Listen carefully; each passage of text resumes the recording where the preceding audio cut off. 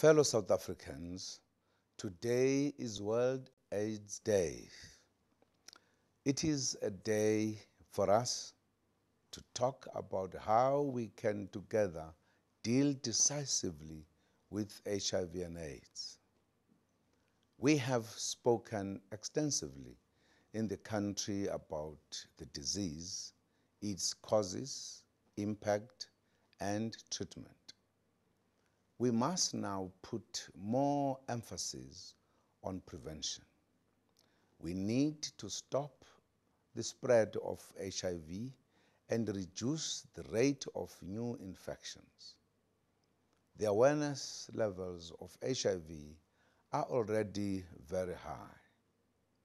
Let us turn that knowledge into good use by acting responsibly. Each individual must take responsibility. Protect yourselves and others from HIV. To the youth, the future belongs to you. Be responsible and do not expose yourself to risks. Parents and heads of households, let us be open with our children and educate them about HIV and how to prevent it. To those living with HIV, remember, it is no longer a death sentence. Medicines are available to help you live long and healthier lives. Get more information and live positively. To those who do not know their status, get tested so that you can look after yourself better if you test positive. To families looking after sick relatives, we wish you strength.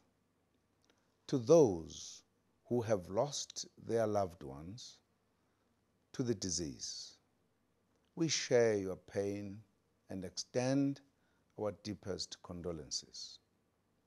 Let today be the dawn of a new era. Let us be open about HIV and AIDS. Let there be no more shame, no more blame, no more discrimination or stigma. Let this be the start of an era of openness, of taking personal responsibility, and of working together in unity to prevent HIV and to deal with its impact. Working together, we can do more.